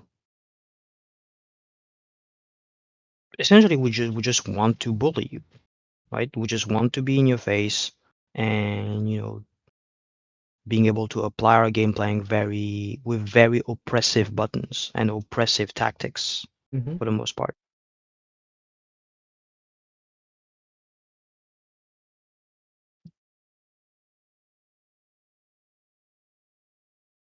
Yeah, and again, I'm gonna have to agree with you there, Tai Chi. I don't play a lot of fighting games, but I know that there's an example that I just can't think of a character who has so many stances to the point where it is the archetype that they are. I mean, there are characters I like do not remember. it's like characters like Warong in Tekken is like very much what you would call like even if Tekken is filled with stance, he would be the only one who is like really much the stance character because his main plan of going in offense is like there's two characters in Tekken. There's like Zafina and Warong because Warong is like essentially like his gimmick is he has left flamingo and right flamingo, which essentially he lift up his left or right leg depending on which one it is, and he has different moves depending on which one he does lift up, Mhm. and you can swap between the two and essentially mix up your opponent and be very oppressive that way. That's what he does. Zafina's stances are like very much evasives in nature. Like there is I think it's called I don't remember the exact name, but one of them is like she is essentially like crawls very, very low to the ground and can avoid practically everything and then abuse that mobility. And then the other one is on the other end of the spectrum, she essentially like rises up and like is arcing her back to avoid like long thrust and pokes that way. Hmm. Yeah, that sounds pretty neat. And that is essentially like they are very much like stance characters. This is not an archetype that is like very present, you know, in a lot of fighting games, right? Because you can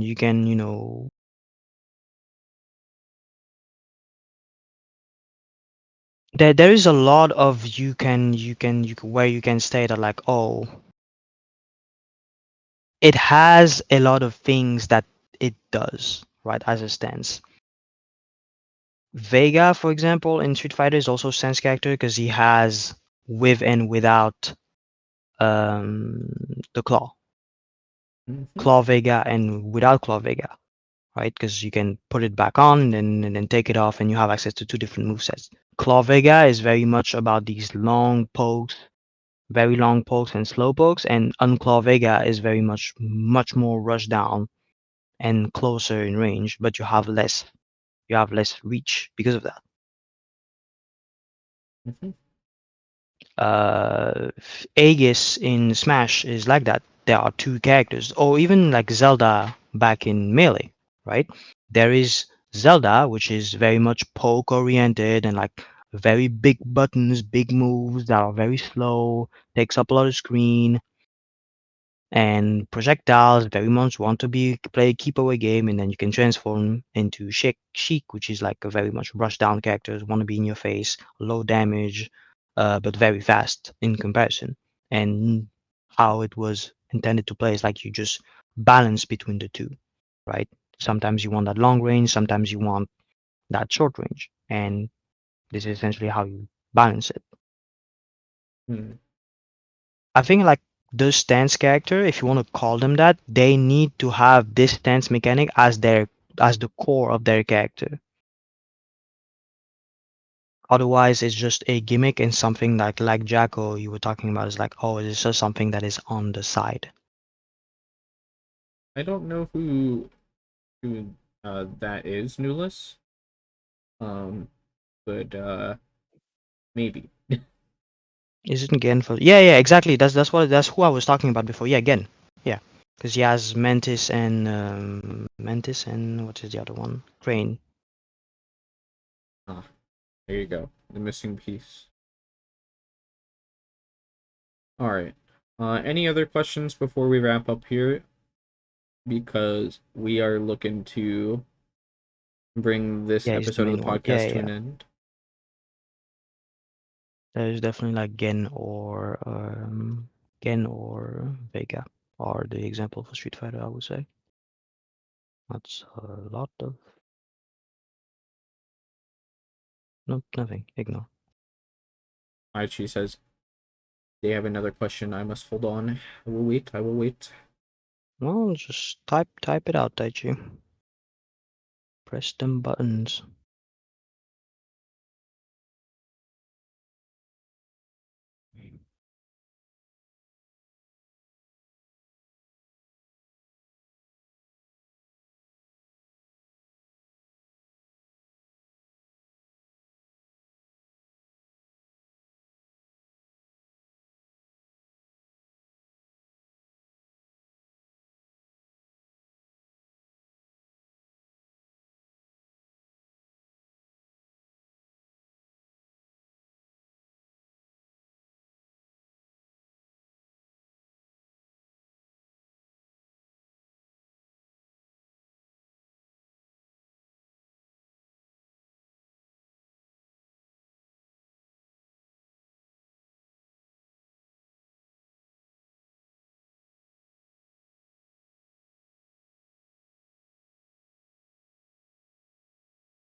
Okay. Taichi asks, is the gimmick that a character like Zelda Sheik, Paramithra, or Narmia from Granblue Fantasy even Yeah, considered a stance? yeah. No, I think you can consider that a stance, despite even though in those games, right? The Zelda, because that's the example I gave, right? Zelda is Sheik, but there is also Pirate Mithra, or I might have called them Aegis, but that's the same thing. That's Pirate Mithra. Mm-hmm. And Narmaya in Narmaya more than the two others, right? Because the Narmaya is very close to another character from Unis called Yuzuriha, which is very much I guess for Sue, since you might not know them, do you know what the like EI, like the samurai style of combat that is called the AI jutsu, No. or you have no idea what it is? So AI jutsu is like the, when the samurai just like sheaths his weapon and Mm-hmm. then releases one flash very quick before because sheathing it again. Lycan does that a lot.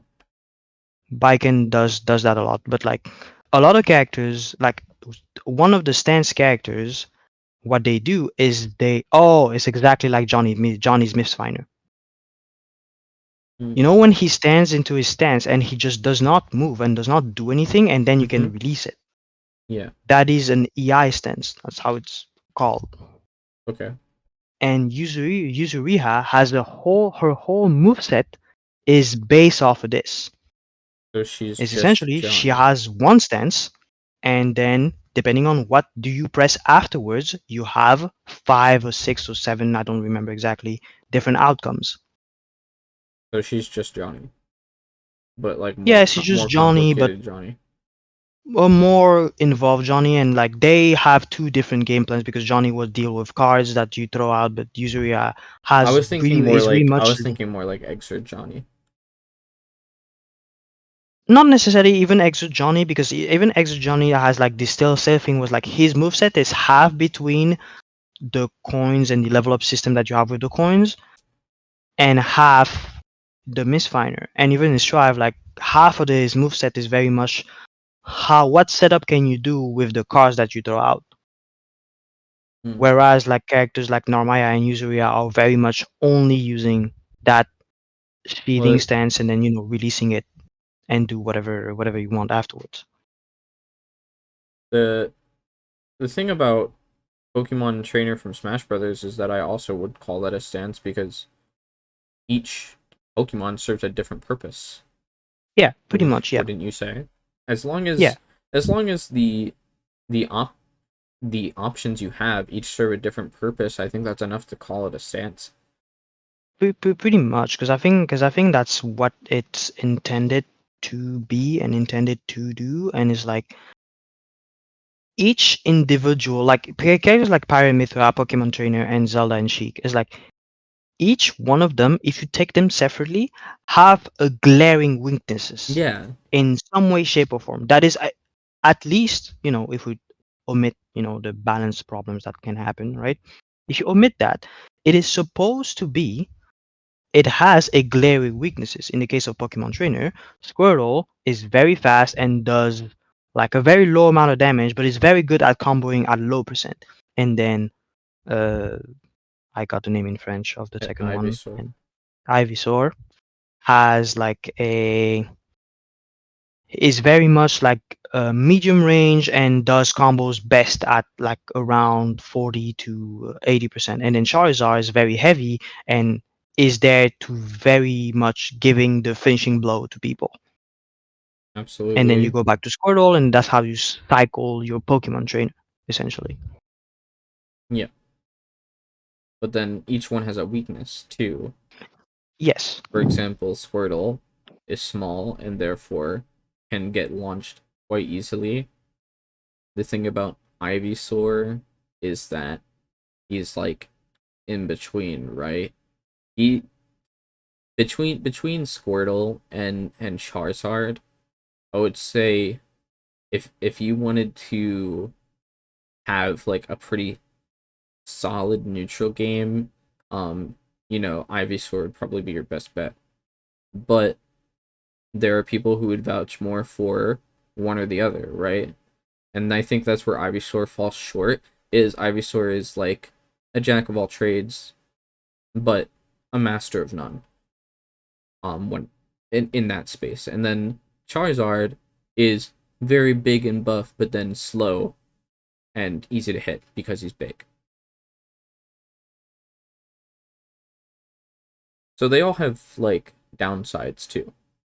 It a stance if stances didn't have downsides, then I guess that would be a it would still be a stance, but it'd be a pretty good stance, wouldn't it? Yeah, it would be a pretty good stance. and that's the problem with like that's why I said let's omit like the balance aspect of things because the reality of is Ivysaur was so good that you would Yeah, only yeah. play him. They, I was struggling to come up with downsides for Ivysaur.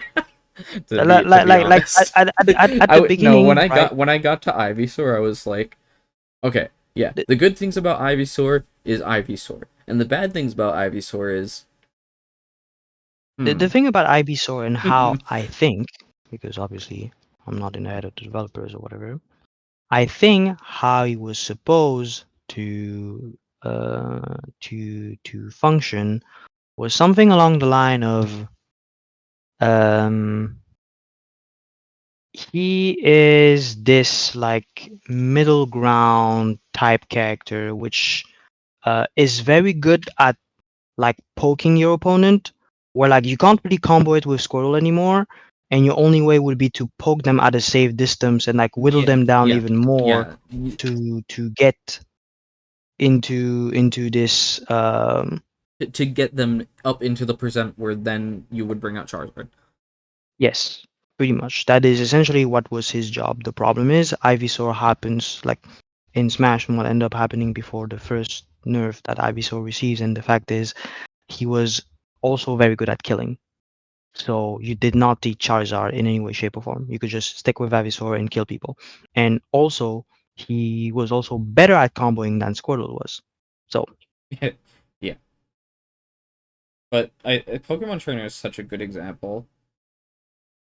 This it is a kind of a genius idea to be yeah, to be real. like You have an ordered stance where the first one that comes out is Squirtle, and then you bring out Ivysaur, and then you finish off Charizard, and then you start over. That's just a cool, neat little idea. I super like yeah, that. it's essentially like it's very much all ordered properly, and essentially you understand very quickly what are you supposed to do. Like Squirrel at the beginning to like combo them, and then at mid percent you swap to your poke character, and then at the high percent you go to Charizard that just will one hit KO you because now you have high percent, and he's the only one with like the big kill moves, right? Hmm. Charizard's back air, Charizard forward forward B, forward special, Yeah. etc., etc. Right? All of those. I mean, you could even share your opinion, IG. Didn't you say you had something to input here?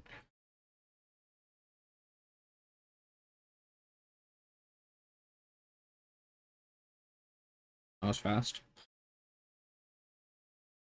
Uh, you're of the opinion that there should be a new definition for the type of character that Zelda, Aegis, and Trainer are personally. A traditional fighting game stance is more limited, activating a select few options, whereas those characters give entirely new movesets and playstyles for the entire kitchen. I feel like a transformation rather than a stance feels apt. Hmm. Okay, I do understand what you mean, but I think what you're saying might be also trampling into what is somewhat of a stance character, but it was called like an install character. Something like Jamie in Street Fighter, for example. Well, funnily enough, kitchen. I thought you meant to type kitchen. It kind of worked anyway.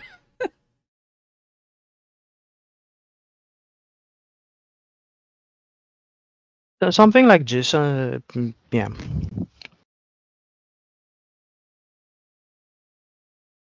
I didn't say kitchen. I guess I did. Well, I mean, you did say kitchen, but here we are.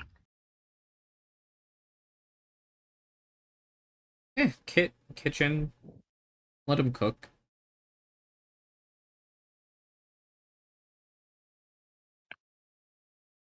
Well, I think that's gonna be our last question for the day. It was fun answering all those questions, though, and we talked a lot about monetization in games, and essentially, At the end of the day, just do what is fun to you and don't bankrupt yourself. And yeah, just make sure that your financial situation is okay, please. As long as Pretty that much. criteria is met, you do you. Pretty much, yeah. And it's like it's also about like, if you really truly think that like, well, these like things that like the companies are making these days are like are fucked up. For instance, it's like the best way to actually deal with that is to speak with your wallet. Just don't buy it. If you don't, well, they will make less money, and that's what actually angers them. They don't like making less money. They really, really don't like making less money. Like that's something they really don't like. I can tell you that for real, for real. All right. Well, with that, thank you all for tuning in to episode 3 of the official podcast. And thank you again for the follow, Tai Chi. We really appreciate all you guys coming in to have a listen. And Oh, now I think about it. what's that? Whoop. Oh, yeah. There you We go. just we just need a little bit of extra padding. Thank you for the follow, Trickster. Thank you for the Whoa. follow, me. Thank you, me. Wow, so great, me. Let's go, me. Yeah, Yay, me. I'm glad you hopped into Tai Chi. And once again, thank you all for watching, and we'll see you on episode 4 of the podcast next, well, I guess on Tuesday. Not this Tuesday, but the Tuesday that is after this Tuesday, which would be next Tuesday. So yeah, next Tuesday. I Well, mean, we can just do it earlier. I don't know what's the problem. What the heck? we can't do it earlier because I'm gonna stream on my own stream. What? I don't know. You can stream after on your own stream right now. But I have free time. Whatever. Well, okay, we could have a second podcast day. We could have, depending on what, people feel like, but it's fine. It doesn't really matter. All right, bye, No, people. Bye. okay. Yeah, see y'all later. Bye. I'm gonna free the channel. Oh. Bye.